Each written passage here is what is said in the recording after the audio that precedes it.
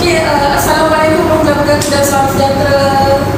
Selamat datang ke TikTok Live Fakulti Kejuruteraan Teknologi Kimia Universiti Malaysia Perlis. So pada yang dah masuk tu, bolehlah tap, share and like kita punya live ni. Kita bersiaran langsung untuk kemasukan UPU online ke Universiti Malaysia Perlis. Okay, so pada yang dah ada tu, bolehlah tap, share and like kita punya live ni supaya mungkin kat luar sana ada pelajar-pelajar lepasan SPM, SPM yang masih ragu-ragu atau masih tak tahu lagi nak apply universiti mana. So dia bolehlah dengar live TikTok kita ni mungkin selama sejam, akan bersiaran selama sejam, dan mungkin dia boleh apply program-program di bawah Fakulti Kejuruteraan Teknologi Kimia. So selamat datang kepada yang dah ada dalam live sekarang ni. Okay, terima kasih. Boleh share kita punya ni TikTok ni. So saya kenalkan diri saya Dr. Awi. Saya akan jadi host pada hari ini, dan saya tak seorang lain, saya bersama dengan si cantik boleh pensyarah kejuruteraan polimer yang merupakan pengurusi rancangan kejuruteraan polimer, program kejuruteraan polimer Universiti Malaysia Perlis, Dr. Sharifah Nur Ahmad. Bagi apa? Dr. Kemar adalah Kemar. Selamat datang Dr. Kemar. Terima kasih. Selamat berpuasa. Okey, so Dr. Kemar ni nanti kita akan bincang lebih banyak lagi lah untuk selama sejam ni. Dr. Kemar dia akan elaborate on program kejuruteraan polimer. So sebelum tu saya nak ingatkanlah adik-adik yang mungkin ada 96 memandang ni, bolehlah share, tap, like kita punya live session ni untuk kita sharing kepada pelajar lepasan SPM ataupun SPPM dan setara yang mungkin belum tahu lagi nak sambung program apa. Kan? Ada yang saya dengar yang tak beli lagi nomor ni. Kena cepat lah. Kena cepat. Untuk mana dekat lah. Kita ada 4 hari berbaki untuk fasa pertama UPU online yang sebenarnya dah mula sejak dari 10 Februari sampai 14 Mac ini.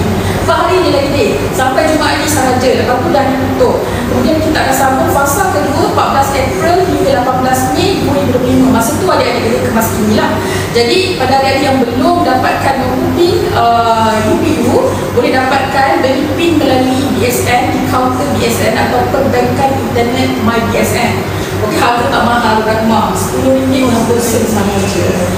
Dengan RM10.60 ni adik boleh buat 12 pilihan program-program yang adik nak masuk ke universiti awam Malaysia. Lepas tu ialah RM10.60 ni menentukan masa depan adik-adik ni. So jadi jangan lupa parents yang masuk dalam ni pun bolehlah minta. Okey, anak-anak tu membeli nombor PIN, dapatkan nombor PIN untuk kemasukan ke universiti. Okey, saya tak naklah kopek-kopek kan. So kita sebenarnya ada soalan-soalan yang kita nak tanyakan kepada Dr. Ahmad.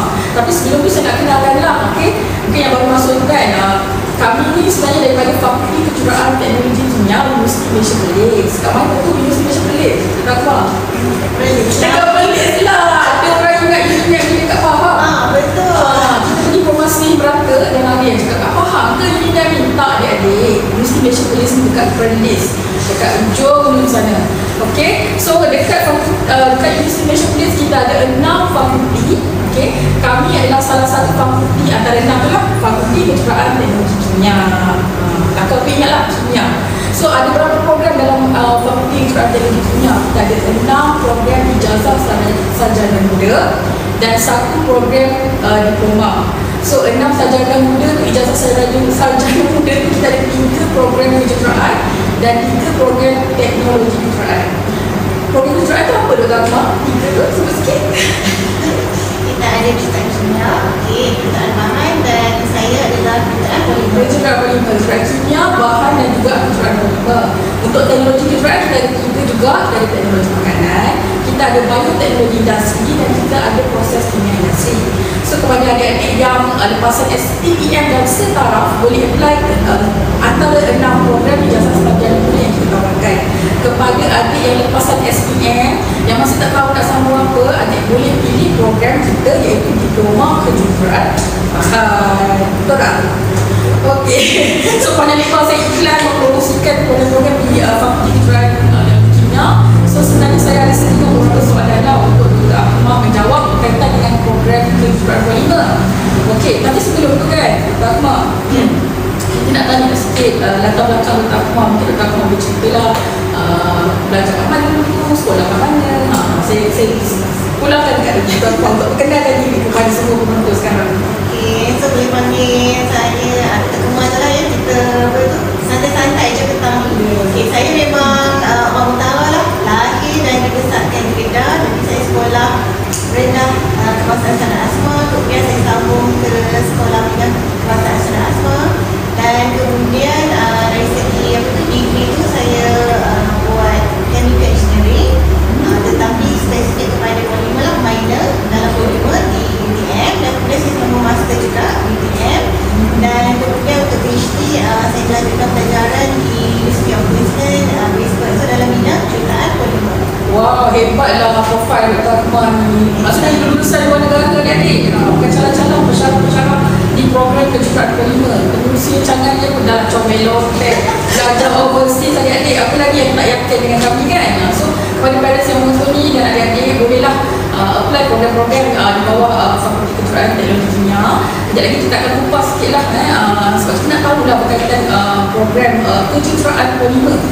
Nama pun macam agak kita confuse agak sebab mungkin kalau orang biasa tak pernah dengar kejuruteraan polimer kan. So hari ni kita nak kupas adik-adik. Okey, saya nak terus kepada soalan lah. Okey, Dr. Sharifah mungkin kalau boleh jawab enggak, okey. Soalan pertama lah kan. Okey, bila sebut kejuruteraan polimer mungkin Dr. Akmal boleh ceritakan sikit apa itu kejuruteraan polimer.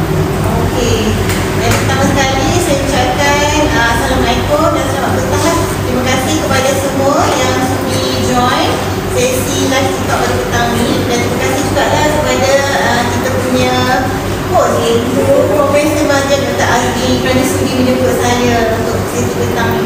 Okey, jadi program kejuruteraan polimer di Universiti Malaysia Perlis ni memang direkas untuk melahirkan jurutera dalam bidang polimer lah. Okay, bagi adik-adik yang kurang mengenali ataupun macam tak familiar dengan perkataan polimer tu, jadi apa itu polimer? Okay, so polimer ni dia merupakan benda ataupun bahan yang terbentuk daripada rangkaian molekul yang panjang dan molekul tu dia berulang-ulang lah. So kalau adik-adik tengok dekat sekeliling adik-adik ni boleh kata semua bahan ataupun material ni adalah polimer. Sebagai contoh tudung saya ni.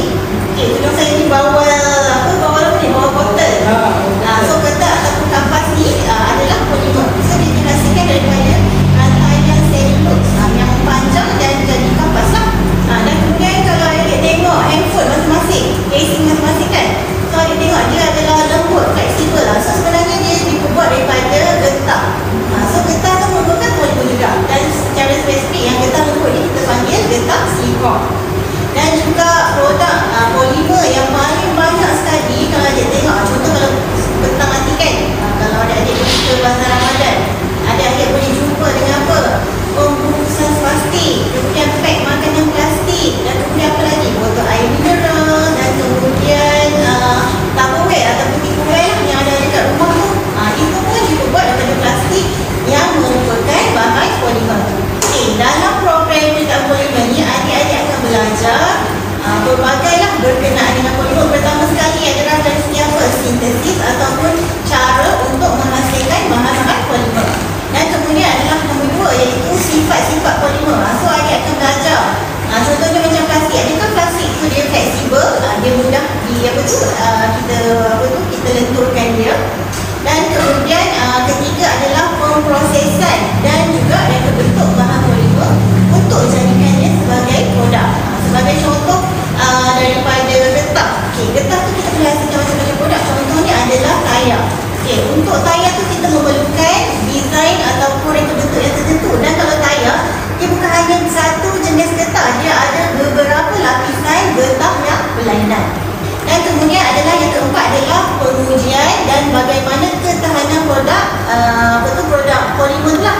So bila sebelum boleh digunakan, kita kena uji lah sama ada produk itu tahan ataupun macam untuk katalah untuk perubatan, adakah dia selamat untuk digunakan. Dan yang terakhir sekali adalah bagaimana adik-adik boleh mengubah ataupun mencipta bahan polimer bukan yang biasa tetapi dari up sikit level lah. Contoh bahan polimer termaju, sebagai contoh macam kapal terbang kan. So kapal terbang tu dia kena mempunyai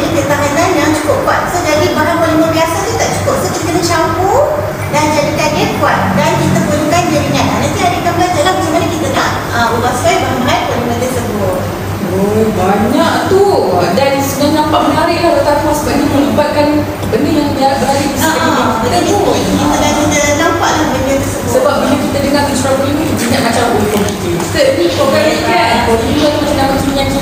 Jadi adik-adik janganlah dah takut dah. Sebab lepas Dr. Mak explain tadi, maksudnya sebenarnya benda-benda yang ada di sekeliling kita, di badan kita semua adalah polimer lah. Okay? Alright. So ada nak tambah lagi ke kita ke soalan seterusnya? Kalau nak tahu detail, kita belajar lah masuk. Kita belajar. Okay? So kita teruskan dengan soalan kedua lah. Kita dah tahu kejuruan polimer ni memegang rantaian panjang semua kan. And then maksudnya kita boleh uji dia. Selepas kita dah develop polimer yang kita dah uji dan sebagainya. Okay, boleh tak doktor sebutkan antara subjek-subjek di dalam kurikulum kejuruan polimer ni? Apakah nama-nama subjek? Jadi untuk subjek-subjek dalam kejuruteraan polimer ni sepatutnya adalah subjek kejuruteraan. Jadi kita bercakap pada dulu kita ada kelas kejuruteraan. Dalam kelas kejuruteraan ni adik akan belajar subjek-subjek kelas kejuruteraan. Contoh dia seperti apa? Seperti kemahiran kejuruteraan. So adik akan belajar skill. Contohlah welding semua kan. Dan kemudian untuk mekanik kejuruteraan, so adik akan belajar pengiraan lah yang melibatkan contoh daya, kelajuan semua tu. Dan juga mekanik bendalih. So dia adalah kita nak tengok bagaimana bendalih tu apa tu ada daya dia tertentu, dan kemudian juga adalah kawalan proses.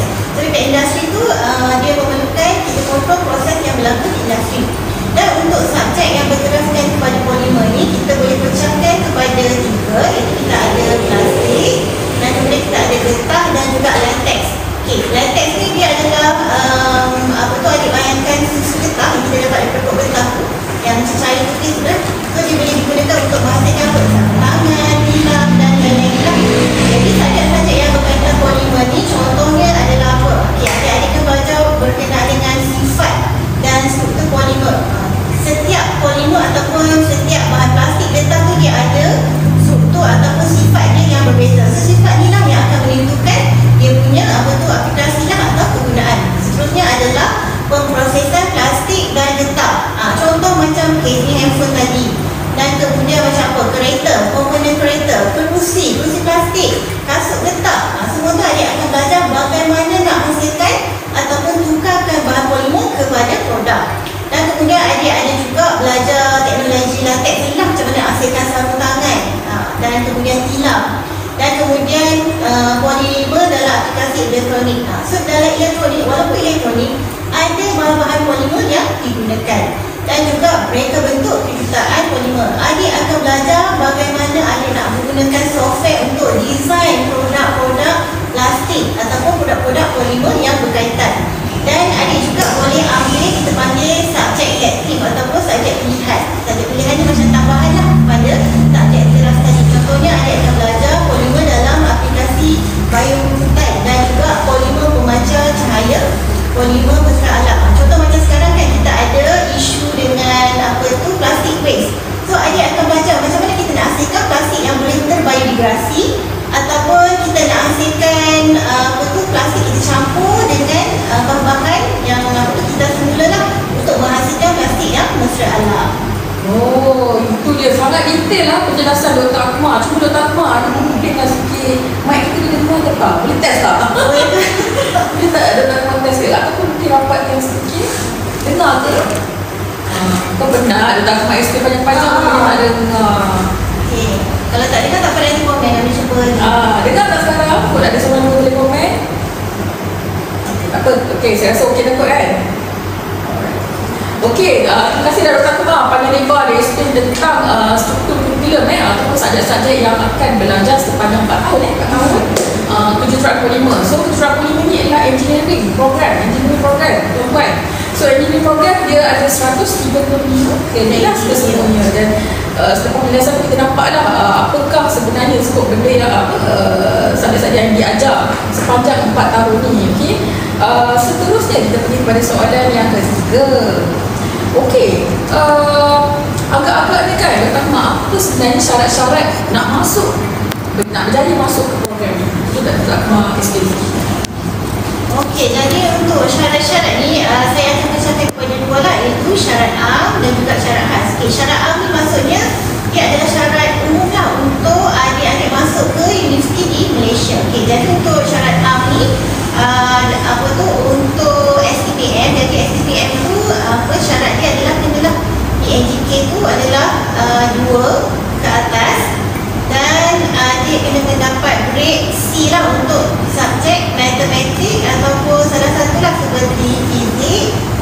kimia ataupun biologi lah, salah satu. Dan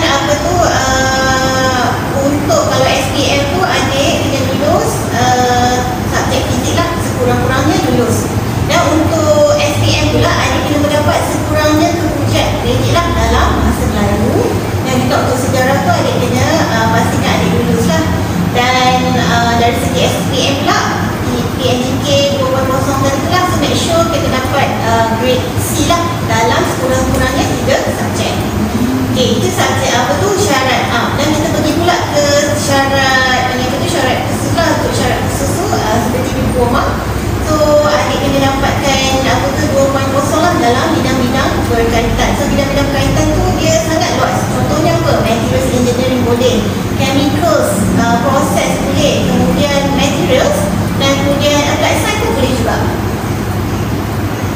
Okay, dan yang satu lagi adik-adik jangan lupa adalah pastikan adik ambil MUET, iaitu Malaysia University English Test, dan mendapat minimum 2. Sebab kadang-kadang saya tengok berdasarkan pengalaman kelas lah, ada setengah yang tak dapat masuk ke universiti sebab diorang tak ambil MUET.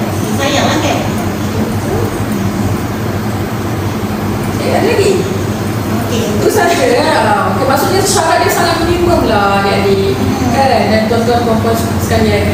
So saya kira program kejuruan telefon sebenarnya affordable untuk semua. Kalau kata mahal-mahal, susah-susah tu, tapi bagi saya nampak sebab syarat dia sangat minimum kepada lepasan diploma dan STPM dan juga yang lain lah, matrikulasi dan sebagainya. Okey, kita teruskan kepada soalan seterusnya. Apa sebenarnya skop pekerjaan yang bila kita dah graduate dengan sarjana muda, ijazah sarjana muda kejuruan polimer, apa sebenarnya bidang-bidang yang diorang boleh cuburi? Okey, soalan bagus daripada Dr. Azmi ni. Jadi kalau sebut graduan kejuruan polimer ni, skop pekerjaan dia sebenarnya sangatlah luas. Sangatlah luas. Sebab apa?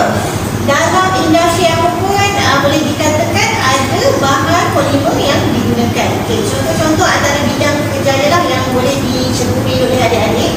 Yang pertama sekali adalah jurutera proses. Okay, so jurutera proses ni macam saya cakap tadi lah, bidang dia memang luas.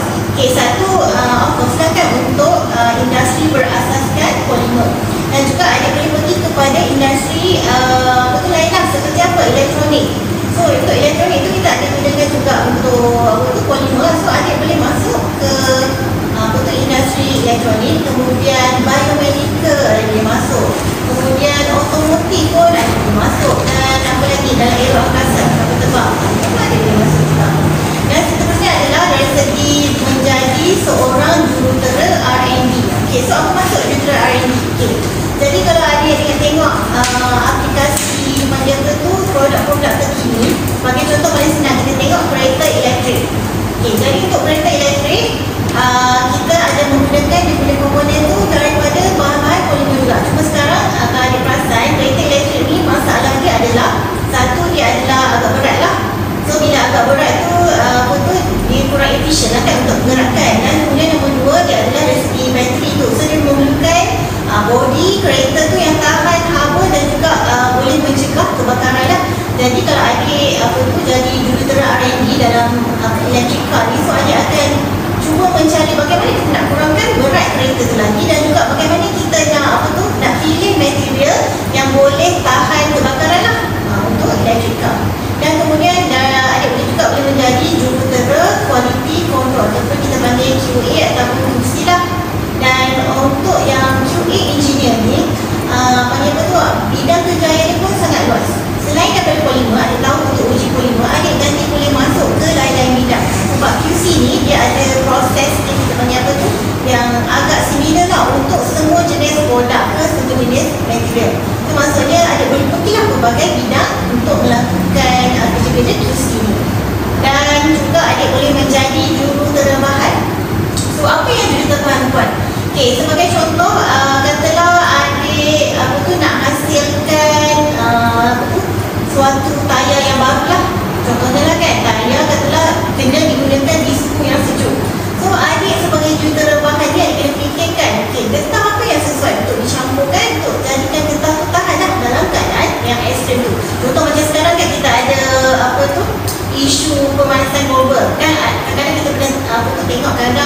mungkin ada tayar tu yang tak tahan lama. So kita kena cari ataupun innovate tayar yang baru. Dan yang terakhir sekali adalah juruterang reka bentuk. Jadi dalam program polimer ni adik akan belajar software bagaimana untuk reka bentuk produk. Jadi adik memang berpeluang untuk nanti buat design produk produk yang paling baru lah. Terutamanya kadang-kadang bentuk customer tu kan dia kata okey saya nak produk macam ni. So adik boleh design produk-produk yang baru. Menarik. Ada juga Rahma. Nampaknya macam skop pekerjaan dia sangat meluas lah. Kalau ikutkan semua boleh jadi. Jadi apa nanti dalam bidang apa tu saintis tu sebenarnya boleh je. So jangan cakap tak ada kerja. Okay. So kepada adik-adik ataupun ibu bapa yang ada di live sekarang ni, mungkin kalau ada soalan-soalan yang hendak ditanyakan secara terus kepada kami, boleh je type dekat ruang komen. Nanti ada setelah sini kami akan bacakan lah soalan-soalan anda. Okay, sebab bukan senang ni nak bawa Dr. Sharifah Ahmad datang ke live TikTok dan tim kita ni, sebab kita takkan ada ulangan lagi lah, ada sekali-sekali je. So jangan lepaskan peluang untuk tanya terus di ruangan komen. So nanti kita akan ada sesi soal jawab lah. Okey, nampak sangat job scope ni sangat meluas. Tapi bila saya perasan bila letak ke MySpace tu, nampak kejuruteraan polimer ni dia macam ada separuh kejuruteraan kimia, separuh kejuruteraan bahan so ia membawa kepada soalan saya seterusnya lah. Apa sebenarnya perbezaan antara kejuruteraan kimia, kejuruteraan polimer dan juga kejuruteraan bahan? Boleh kita sikit. Dari segi perbezaan, kalau dari segi pengkhususan bidang tu, kejuruteraan polimer ni of course lah dia lebih fokus kepada bahan-bahan polimer tadi lah, seperti plastik, getah, latex dan juga komposit, dan juga dari segi pemprosesan dia.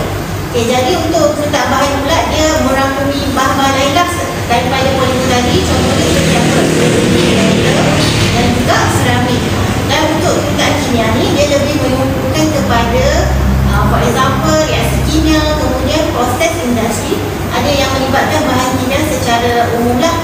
Walau bagaimanapun kejuruteraan kimia ni walaupun dia khusus kepada bahan polimer saja, dia adalah sangat unik. Sebab program ni kalau anda tengok dia ada bahagian apa tu, dia ada elemen kimia dan dia ada elemen bahan ataupun mekanikal. Sebagai contoh untuk kimia tu adik akan belajar nanti kimia organik. Dan kemudian adik akan belajar polimer sintesis, iaitu bagaimana nak sintesiskan polimer tersebut. Dan kemudian bila dia dah menjadi polimer, so nanti adik akan belajar pula pemprosesan. So pemprosesan ni lebih kepada mekanikal dan juga pengujian. So pengujian ni adik akan belajar dari segi pengujian mekanikal dan apa tu sebagainya lagi lah. So dia memang merangkumi kita panggil apa daripada downstream sampai upstream. So dia ada daripada awal sampai dah akhir pemprosesan. Menarik apa yang diulaskan oleh Dr. Sharifah tu. Dan sebenarnya memang luas lah job scope untuk polimer. Walaupun dia belajar sangat spesifik macam polimer tu adalah anak kepada bahan sebenarnya bahan, tapi dia spesifik, tetapi saya nampak meluas lah. Dan sebenarnya banyak lagi yang industri-industri yang memerlukan kepakaran juruterang polimer. Okey, mungkin kita boleh bawa kepada soalan seterusnya. Ada soalan tak dekat line? Tak ada kan? Belum ada. Okey. Soalan seterusnya, apa tadi dah bagi tahu job scope. Sekarang nanti saya nak tahu apakah industri-industri yang menawarkan pekerjaan untuk graduan kejuruteraan polimer. Okey. Jadi macam saya cakap lah sebelum ni, so graduan kejuruteraan polimer ni dia mempunyai peluang kerjaya dalam pelbagai industri. Jadi saya bagi contoh-contoh lah industri yang adik-adik boleh ceburi selepas bergraduat daripada kejuruteraan polimer. Yang pertama sekali adalah industri pembuatan ataupun manufacturing. So industri pembuatan ni memang sangatlah meluas. So dia daripada industri pembuatan plastik, pembuatan getah, and then pembuatan latex. So semua adik boleh masuk. Dan kemudian dari segi industri perubatan ataupun bioperubatan. Okay, so kalau macam dekat hospital kan, so adik boleh tengok produk-produk perubatan seperti shrink, kemudian catheter, itu yang kita nampak. Tapi yang kita tak nampak untuk bioperubatan tu adalah di dalam badan kita lah. Contoh macam apa? Contoh macam ubat lah, ubat untuk encapsulate ubat tu. So dia untuk terurai dalam badan tu dia memerlukan polimer lah, polimer yang boleh terurai di dalam badan. Dan seperti lain adalah apa? Untuk kadang-kadang kan ada terpatah kaki ke apa semua kan, so kita boleh buat tulang tiruan tu daripada bahan polimer juga. Dan kemudian sekarang pun kita ada masalah jantung sekarang ni. Okay, so untuk masalah jantung tu, kadang-kadang kita buat operation yang kita masukkan stent untuk melancarkan peredaran darah. Okay, so stent tu pun dibuat daripada bahan polimer. Dan yang lain tu semestilah industri otomotif. So kalau komponen kereta boleh kata 70% tu diperbuat daripada bahan polimer. So bahan polimer ni dia adalah bahan polimer komposit. Maksudnya bahan polimer tu kita dah tambah bahan-bahan lain untuk memperkuatkanlah badan kereta tadi. Dan kemudian dari segi industri aeroangkasa, contohnya macam dekat Institusi Perlis ni kita ada Boeing, company Boeing. So dia menghasilkan badan ni lah kapal terbang. So badan kapal terbang tu dihasilkan daripada bahan-bahan polimer. Dan kemudian tak lupa juga ke bahagian industri elektronik. So industri elektronik seperti elektronik packaging. Dan kemudian sekarang kita ada flexible elektronik. So flexible elektronik menggunakan bahan-bahan polimer. Dan kemudian kita ada industri pembinaan. Industri pembinaan pun ada dia masuk. Contohnya macam apa? Okay, bahan kita nak hasilkan bahan kedap bunyi. Dan kalau untuk muzik tu semua kita nak kedap bunyi. So itu adalah bahan polimer. Dan kalau untuk di luar negara kita perlukan bahan insulation kita panggil untuk melindungi daripada contohnya musim sejuk kan. Itu pun daripada bahan polimer.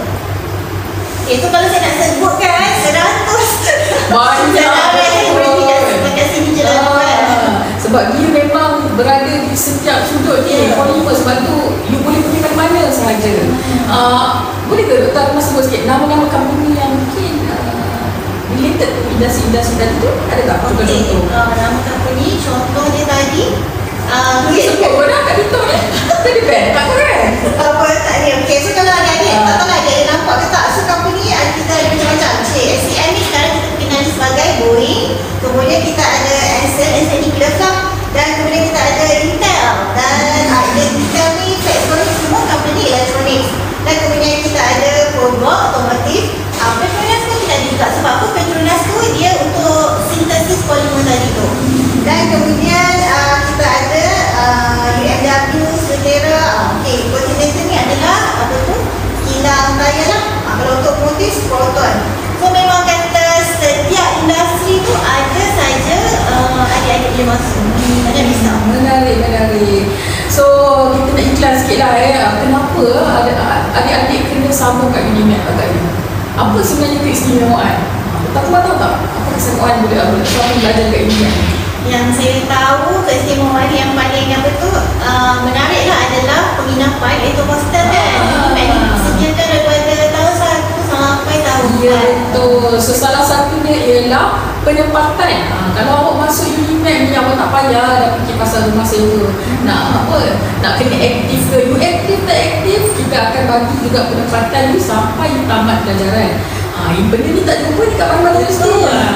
Tanyalah kawan apa masyarakat sini kan, kebanyakan kami, universiti kami kena aktif kalau you nak stay college, ataupun kalau tak stay then kalau tak ni you kena sewa di luar. So Unimed adalah salah satu universiti yang membenarkan pelajar untuk stay di college selama sepanjang tempoh pengajian. So itu adalah antara penarik lah kenapa you all kena sambung kat Unimed. Yang kedua agaknya sebab apa? Kenapa you all semua kena belajar kat Unimed? Sebab yuran yang murah. Kita antara universiti yang menawarkan yuran pengajian yang affordable lah. Kalau compare dengan universiti yang lain kan, sebut lah kan, tapi ini adalah yang rendah lah. Okay, yang pertama tadi penempatan, yang kedua yuran yang rendah, yang ketiga apa agaknya? Itu tak tahu apa tu? Banyak sangat kelebihan saya. Living cost yang rendah. Perlis kan, Perlis di hujung ni kita Perlis ni kita dengan apa? Agak-agak kehijauan, ketenangan kan, jauh daripada hidup pokok bandar. So sebenarnya di Perlis itu sendiri dah sangat-sangat bersesuaian untuk awak semua belajar lah. Sebab kita kalau nak belajar kita kerja tempat tenang, betul tak? Contoh tadi macam adik-adik dapat elang tu, so maksudnya ni lah mampu sangat Perlis ni lah. Dan penempatan percuma, bukan pernah cuba penempatan diberi sepanjang 4 tahun. Yang kedua apa tadi, yuran pun murah, lepas tu living cost pun murah. Yang keempat, suasana yang tenang saya dah sebut tadi kan, sebab kita berada di Perlis. And then kita banyak sangat tempat-tempat healing tau tuan-tuan. Dr. Ahmad dah berjalan merata dah. Kita boleh pergi Thailand, mana lagi yang dekat dengan Perlis ni, Langkawi, Macam-macam lah. So adik-adik, dengan kelebihan-kelebihan yang saya dah sebutkan tadi, janganlah ragu-ragu untuk memilih UNIMAP sebagai tempat pengajian adik-adik. Dan kalau adik isi borang UPU tu, tolonglah letaklah pilihan yang atas. Sebab apa? Sebab kita nak kalau boleh adik memang kalau nak masuk UNIMAP, kita nak pilih kejuruan polimer, letaklah di pilihan pertama supaya senanglah kita nak tarik pelajar tu masuk ke UNIMAP. Itulah sekian iklan sekejap. Saya nak tambah juga lah tadi apa tu, UNIMAP juga sediakan pengangkutan kan daripada pengangkutan. So tak payah fikir-fikir dah nak advocate, tak payah. Sebab even kita pun walaupun kita scattered di dalam Perlis, kita sediakan pengangkutan bas untuk adik-adik semua. Okay? Alright, so kita mungkin boleh teruskan kepada soalan seterusnya. Tapi ada tak soalan di online sekarang? Kepada yang tengah menonton ni 9 juta. Tadi 1 juta, ni 9 juta. So bolehlah tap, like, share lah live ni. Kita hanya bersiaran selama sejam saja untuk mempromosikan program-program di FKPK ni, UNIMAP, FKPK UNIMAP. Mungkin kalau ada saudara mara yang tengah apply UPU, yang baru lepas SPM, STM, matrikulasi, bolehlah duduk sekejap, setengah jam, satu jam ni untuk dengarkan penjelasan kami atau dengarkan apakah tawaran yang menarik di Fakulti Kejuruan dan Kimia. Okey, so saya sambunglah soalan seterusnya, Dr. Ahmad. Okey. Soalan yang ke-8. Okey, kita sebut pasal program ni kan. Agak-agak kan program ni diakreditasi tak oleh mana-mana badan akreditasi? Okey, dari segi akreditasi semestinya program kejuruan polimer ni diiktiraf. Okey, satu adalah oleh MQA lah. So MQA ni memang program-program mesti perlukan dia, iaitu Malaysian Qualification Agency ya, MQA. Dan satu lagi untuk program kejuruan adalah sangat penting untuk mendapat kita panggil apa, akreditasi daripada BEM, iaitu Board of Engineer Malaysia. So maksudnya bila BEM accredit program tersebut, so maksudnya program tersebut diiktiraf dan adik boleh bekerja sebagai engineer. Dan untuk BEM Malaysia ni, dia adalah follow kita panggil Washington Accord. So untuk Washington Accord tu kita ada negara-negara yang terlibatlah dengan Washington Accord. So selain Malaysia, adik juga boleh bekerja di luar negara. So maksudnya degree adik-adik tu turut diiktiraf lah di luar negara. So memang jangan risaulah dari segi akreditasi ataupun iktirafan untuk program kita polimer. Itu menarik tu. Boleh maksudnya kita diiktiraf di mana-mana negara pun kat luar. So apa lagi adik-adik, jangan lupa untuk apply kejuruan polimer.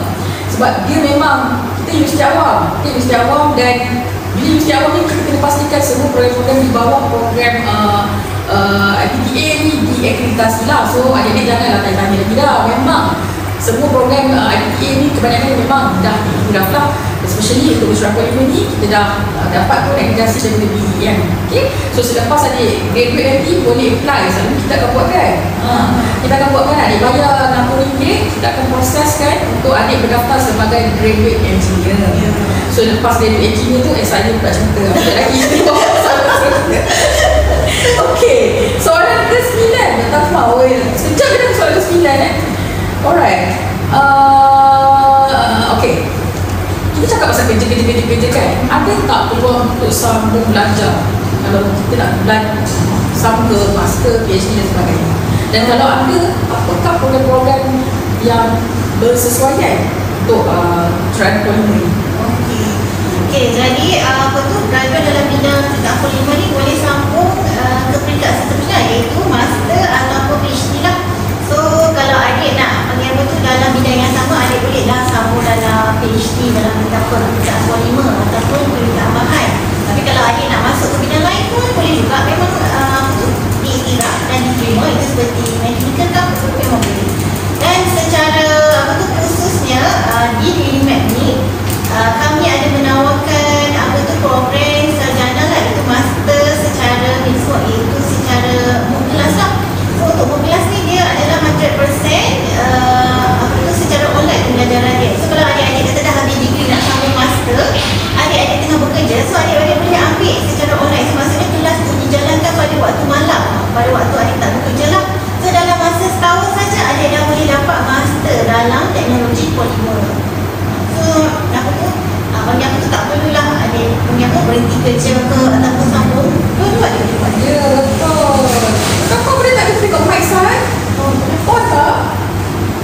off dah pula. Ya ke? Maaf ya, ada dekat.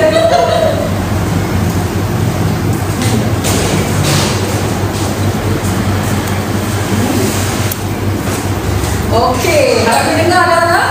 Okey, kepada tujuh ibu yang memandang ni, boleh share like kita punya live, sebab kita ada beberapa soalan yang tinggal sebelum kita akhiri live ni. Tapi minta lah kalau ada viewers yang boleh tanya soalan sikit. Sebab apa? Bukan senang kita nak bawa datang rumah dan tim kita untuk bersiaran secara live.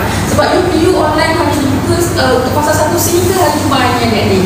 So tak banyak masa ni dah. So sekarang adik kena betul-betul buat pilihan yang tepat.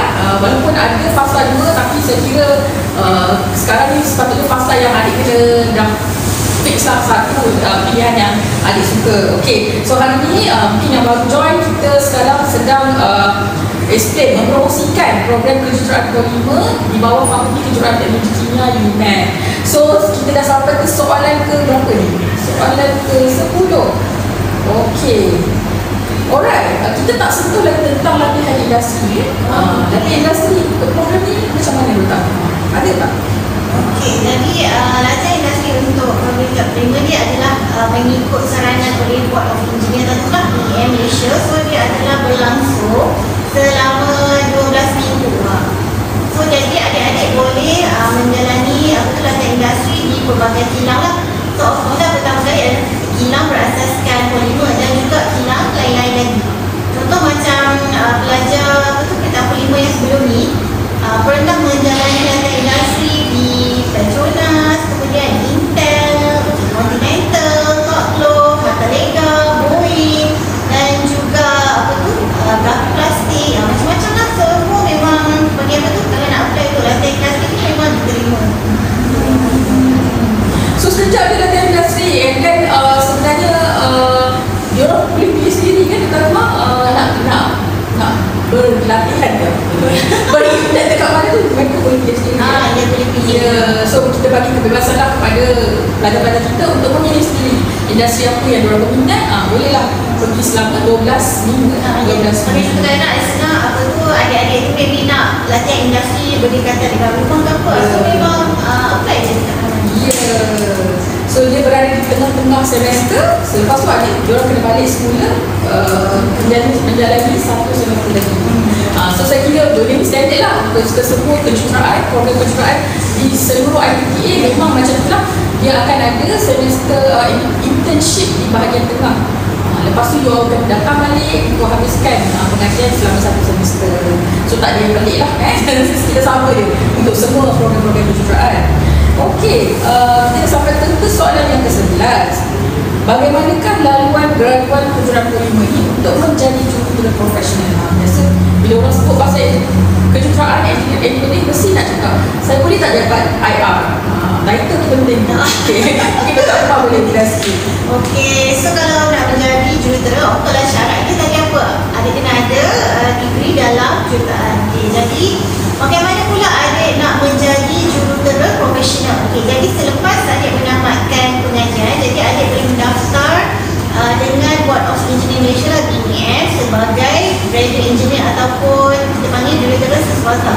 Kalau untuk Unimed ni adik-adik tak perlu risau. Jadi setelah adik tamat belajar, Unimed ni kita akan kumpulkan secara bab. Maksudnya kita akan buat proses tu untuk adik-adik. Adik-adik cuma bayar dia punya hiburan je lah untuk pendaftaran tu. Jadi kami akan tolong daftarkan.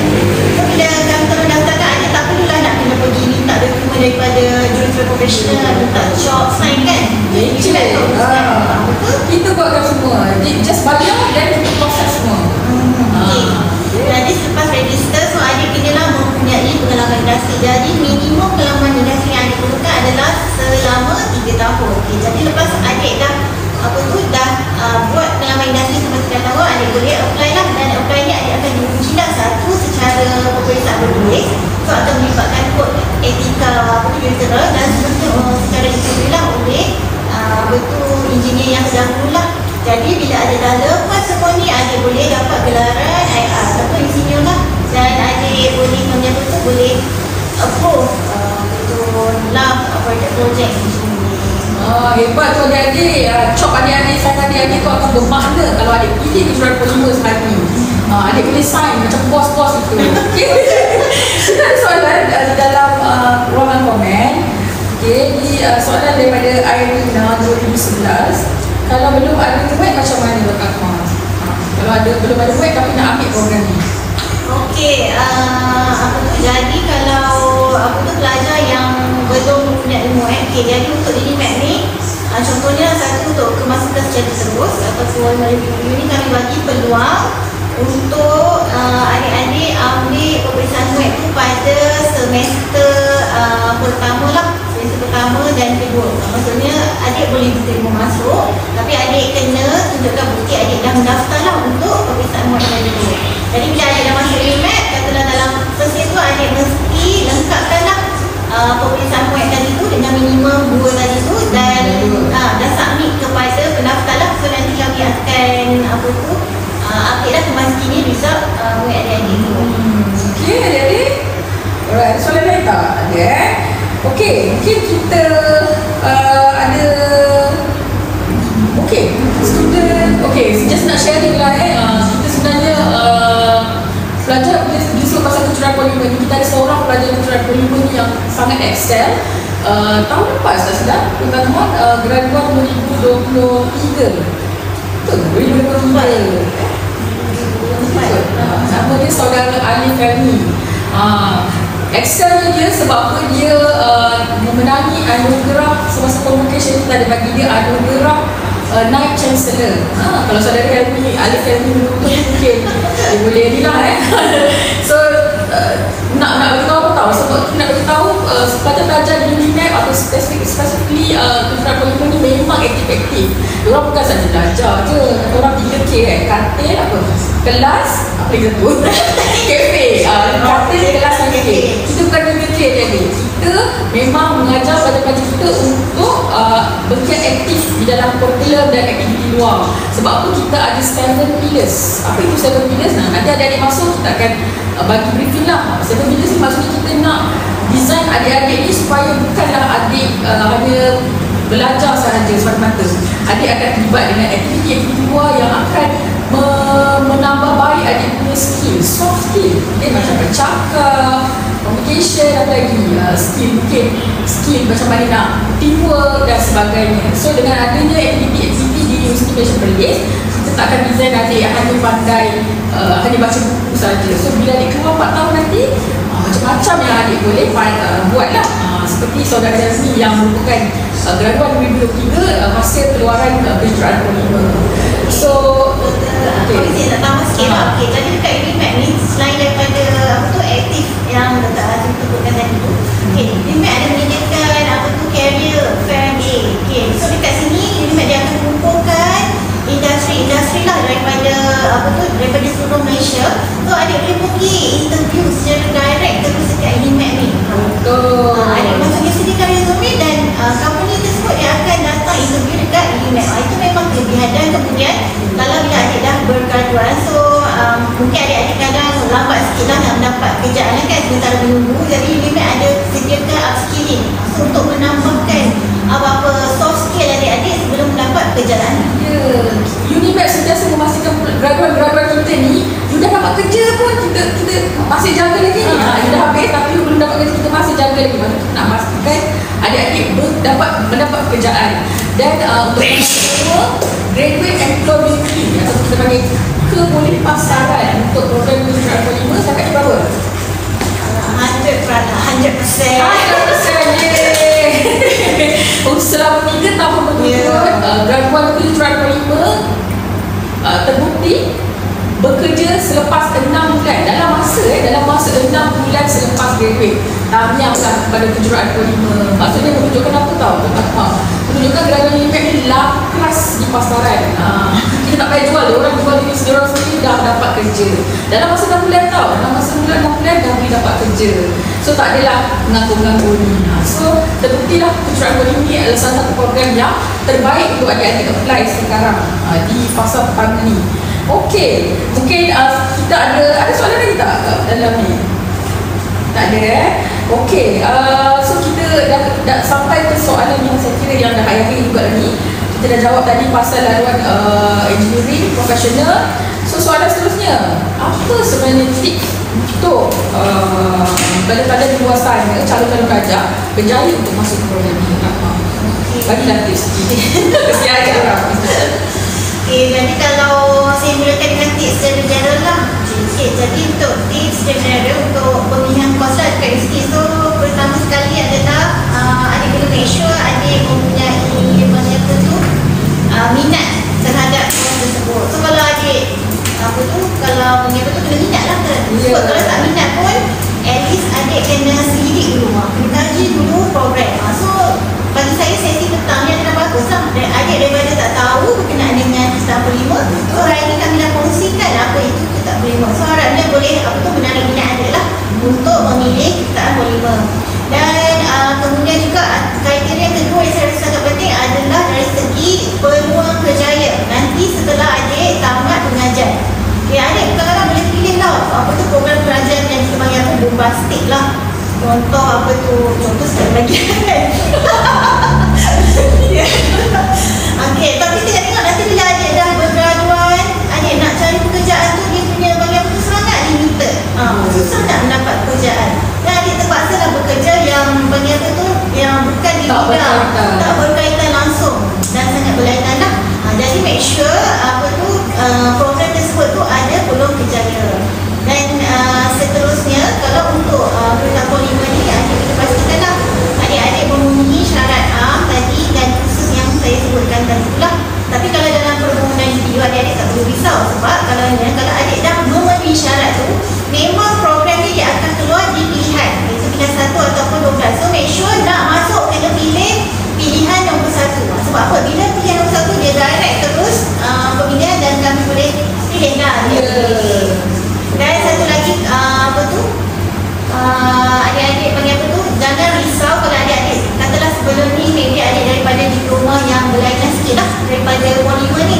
Sebagai contoh, saya bagi contoh, kita pernah terima pelajar dari segi diploma tekstil. So jangan risau, tekstil tu pun dia ada kaitan juga fiber apa semua dengan Pol 5. So bila adik masuk sini nanti adik akan belajar lah. So jangan risau kalau macam bidang adik tu lain sikit lah. So don't worry, you can still apply untuk pekerjaan Pol 5. Pokok pakarnya cuba dulu apply. Beli dulu nombor PIN. Seperti yang saya cakap tadi lah, boleh kalau yang belum beli nombor PIN, beli PIN melalui BSN di kaunter BSN atau perbankan internet MyBSN dengan harga RM10.60 sahaja boleh beli dan you boleh masuk akses ke dalam UPU online. Seterusnya boleh pilih 12 pilihan. So letaklah kejuruteraan Pol 5 pada pilihan pertama. Senang adik-adik, RM10.60 sangat murah dan boleh menentukan masa depan adik-adik semua. Alright. Okay, tadi Dr. Syaifah dah share dah macam mana tips-tips untuk berjaya. Saya kira tadi kalau diploma lain sikit, tetapi dia memenuhi syarat minimum tu boleh je adik-adik letakkan sebagai pilihan nombor 1. Saya rasa masa dah mencemburui kita Dr. Syaifah. Kita pun dah nak buka puasa tu. 3.30. Boleh. Okay, so sebelum kita end lagi, saya nak persilakan Dr. Syaifah kot ada sepatah dua kata lagi ataupun nak bagi ruang sikit kot Dr. Akmal ada nak mempromosikan atau nak tambah apa-apa sajalah. Terima kasih. Okey, jadi antara kesannya saya lah untuk permohonan UPU ni, adik-adik kena bijak memilih program pengajian yang panggil adik ada peluang yang tinggi lah untuk berjaya, untuk masuk. Okey. Jadi sebagai contoh, kadang-kadang bidang pekerjaan ni kadang-kadang adik-adik maybe tahu yang yang general, contohnya macam mechanical, electrical kan.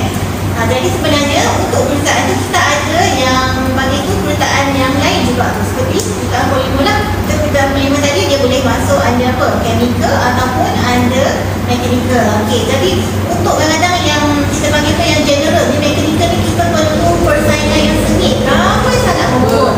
Dan adik perlu mulai merit yang sangat tinggi lah untuk berjaya.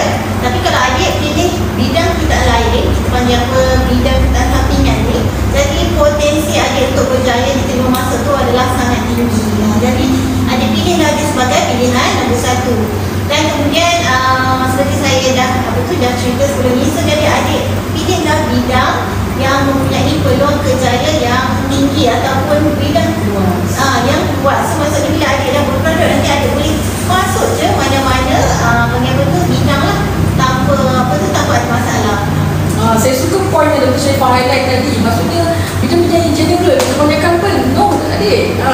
Bukan penuh apa, dia jadi kompetitif. Bila kompetitif ni kadang-kadang kita tengok banyak benda lagi tu, mungkin CGPA diutamakan. So harap-harap adik boleh tengok CGPA adik, dan sekarang ni dah boleh tengok dah populariti program-program tersebut.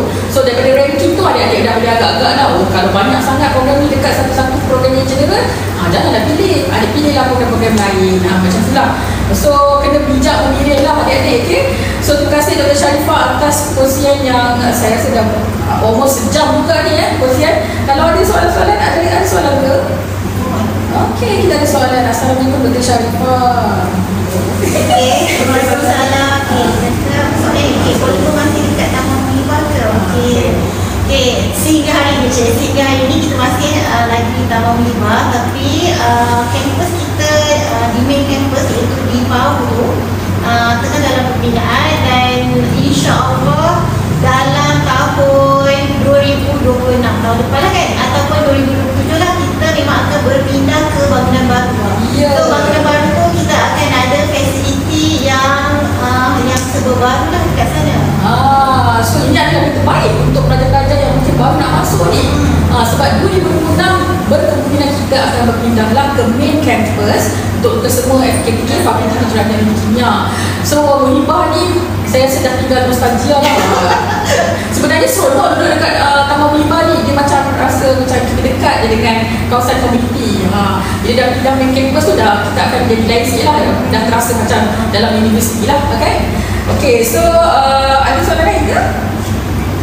Tak ada. So saya kira itu sahaja perkongsian kita pada hari ini.